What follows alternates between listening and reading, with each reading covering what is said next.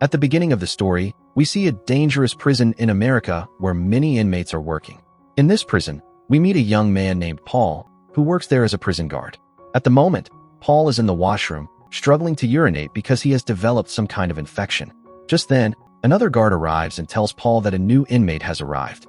Outside, another guard named Percy is escorting a huge, broad-shouldered inmate. Percy keeps repeating, dead man walking, which means the prisoner is going to die soon, as he has been sentenced to death. Percy is a very unpleasant man who treats the inmates badly. The inmate is then brought inside where Paul is present. Paul takes the prisoner to his cell and asks his name. The prisoner says his name is John Coffey. He's physically massive, but mentally he's like a child. He even asks Paul, "Do they turn off the lights at night? I'm afraid of the dark." Paul reassures him, telling him the lights are always on here, and he doesn't need to worry. Before entering his cell, John extends his hand toward Paul, which makes all the guards alert. But Paul calmly shakes his hand.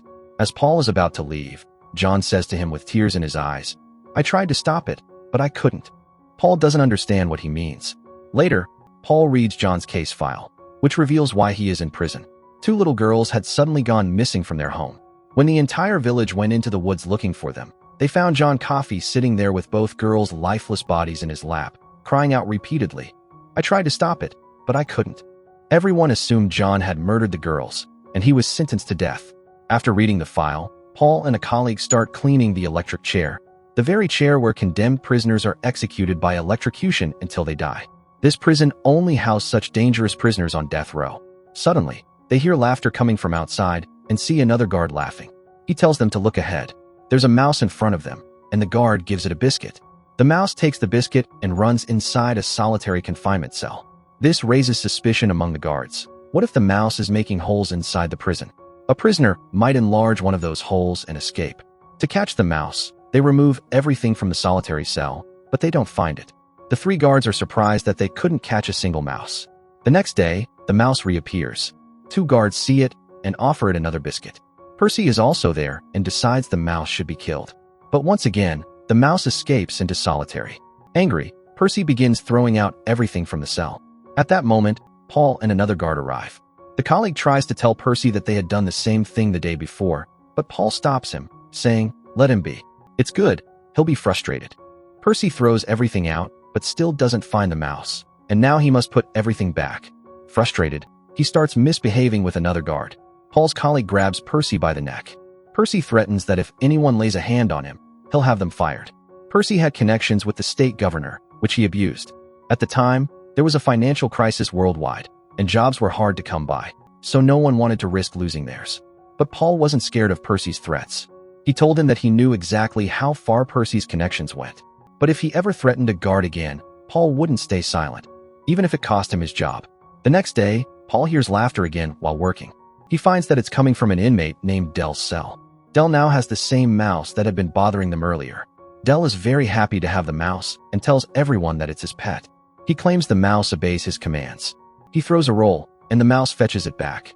Dell names the mouse Mr. Jingles. From the neighboring cell, John Coffey says, "Your mouse is very smart."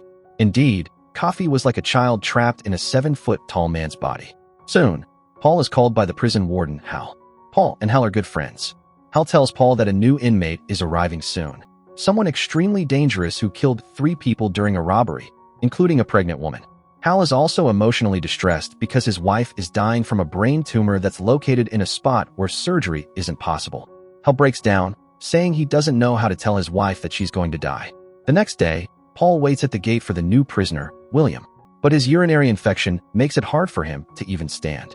Just then, John Coffey calls out to him, asking him to be careful. When the dangerous prisoner William is brought in, he suddenly attacks the guards. Hearing the noise, Paul rushes in, but William strikes him between the legs. A brutal hit, especially since Paul already has an infection. Paul collapses in pain. Somehow, he manages to get up and points his revolver at William, but William is using another guard as a shield. Percy is also standing nearby.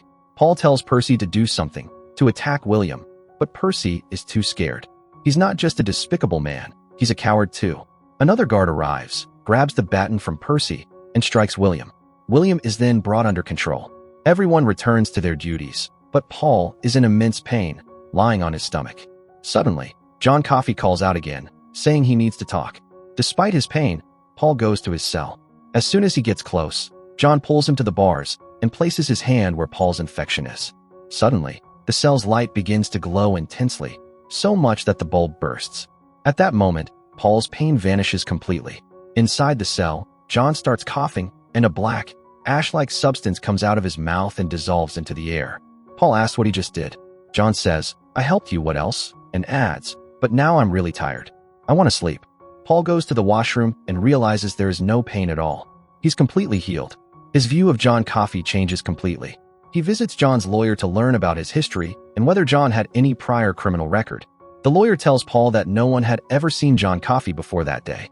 He was first spotted in that forest, and even then, with the dead bodies of the two girls. Everyone assumed he was a drifter looking for work.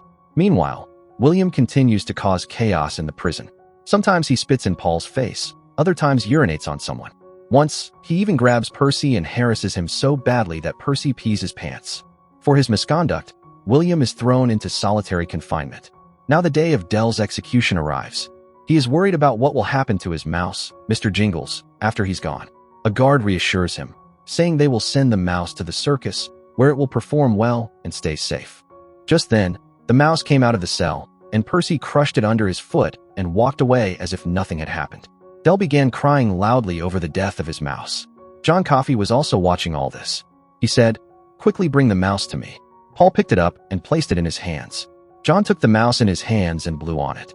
A bright light glowed between his hands. Then again, ash-like particles came out of his mouth. Everyone was stunned to see this, and in the next moment, the mouse came back to life and ran to Dell. But now, the time for Dell's execution had come. He was seated in the electric chair. The execution in charge this time was Percy. Percy had earlier promised that if he was made in charge of someone's execution, he would apply for a transfer. Thanks to his connections, it had already been approved. For the condemned prisoner, a wet sponge was placed on the head to ensure the electric current hit the brain quickly and the death would be less painful. But Percy deliberately used a dry sponge on Dell's head, which caused him an extremely painful death. After witnessing this horrific execution, Paul was furious. He threatened Percy that if he didn't leave the prison soon, he would file a report stating that when William attacked them, Percy's hands were shaking, and despite being free to attack, he didn't act. He was unfit to be a prison guard. And that day, when William grabbed him, Percy had wet his pants. Panicked, Percy promised he would leave as soon as possible. As Paul walked past John's cell, he saw that John was crying deeply. John said he could feel Dell's pain, and that Mr. Jingles, the mouse, had also felt it, which is why he ran away. John added that he was very tired now and wanted to sleep. Next, we see Paul having lunch at home. His fellow guards from the prison were also there. They started talking about John Coffey, how he brought the mouse back to life, and how he had cured Paul's bladder infection. Now, they were all planning to help Warden Howe, whose wife was suffering from a brain tumor.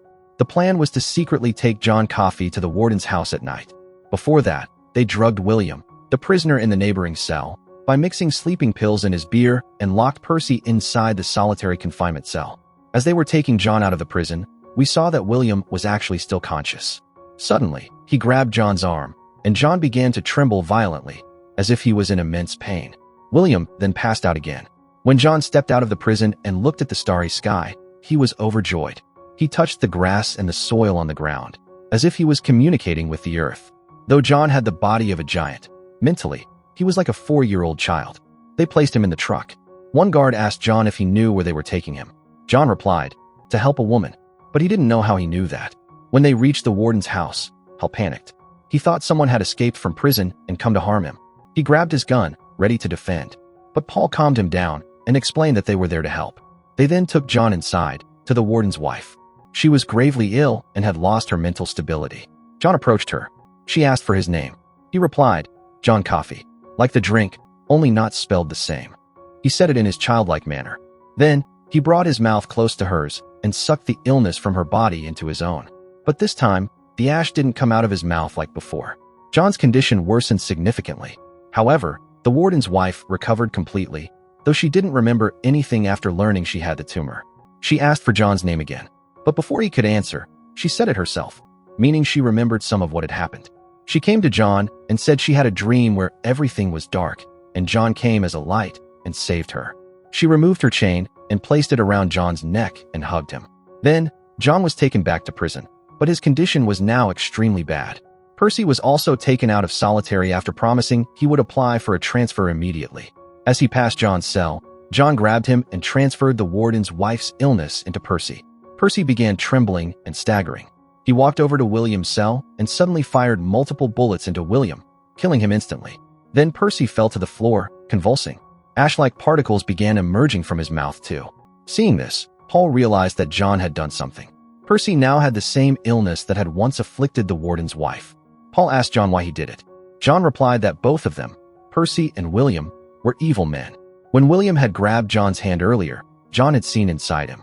John said to Paul, "Hold my hand, I'll show you what I saw." When Paul held John's hand, he saw everything. The truth behind the murders of the two girls for which John had been blamed. It was William who had killed them. That's why John used Percy to kill William. The next day, the warden asked Paul whether this whole incident had anything to do with what happened at his house. But Paul denied it outright. Percy was admitted to the same mental hospital where he had applied for a transfer. Now Paul knew John was innocent. He went to him and asked what he wanted. Paul offered to help him escape, to send him far away where no one could find him. But John refused. He said he was tired of freedom. He was exhausted from seeing the hatred in people's hearts. He could no longer bear it. Every day, he felt the pain of people, and now he just wanted it to end. He wanted to be punished. Paul said, "What will I say to God? I know you're innocent. How can I let you die?" But John said, "By punishing me, you'll be helping me." He no longer wanted to live in this world. Paul asked if there was anything he wanted. John requested some food and said he wanted to watch a movie. Everyone came together and showed John the movie. Then came the day of John's execution. When Paul and the other guards went to his cell, John told them he had a dream. In that dream, Mr. Jingles had reached the circus. There were many children there, even the two girls who had been murdered. John was taken to the electric chair. The relatives and parents of the murdered girls were also present. One of the girls' fathers hurled abuse at John. John could feel their hatred. Paul asked John if he had any last words. John said he regretted not being able to save the girls. As his face was about to be covered, John said to Paul, "I'm afraid of the dark. Please don't cover my face." Paul honored his wish. Watching an innocent man being executed brought tears to the eyes of all the guards. Paul shook hands with John one last time. In his heart, John told Paul that, just like those two girls were killed, many horrible things were happening in the world. People hate each other. He could no longer live in such a place. Paul struggled to give the order to activate the electric chair. But in the end, he had to, and poor John Coffey was executed. After this, we see an old Paul telling this story to his friend. Paul said that this was the last execution he and his fellow guards ever conducted. After that, all of them transferred to a facility where juvenile offenders were kept. They tried to reform them through education. But Ellie, the woman Paul was talking to, didn't believe his story. To prove it, Paul took her for a walk to the small wooden cottage he visited every morning. Inside, they saw Mr. Jingles, the same mouse that belonged to Dell, still alive. Paul said that when the mouse was dying, John had healed it and unknowingly transferred a part of his power into the mouse. That's probably why the mouse was still alive today. Paul then revealed that when John had shown him, through telepathy, how William had murdered the girls, he had unknowingly transferred a small part of his power to Paul too. Paul said, "I'm 108 years old. I've lived a very long life, seen many good and bad things. I've buried my entire family. And one day, Ellie too would leave him. Maybe this is my punishment, my penance." A while later, Ellie passed away too. Now Paul, lying on his bed, remembers all the people who came into his life and left. He wonders, if John could give such a long life to a little mouse like Mr. Jingles, and he himself was a human, then how long would he live? If you liked the video, don't forget to like it and subscribe to the channel. See you in the next one.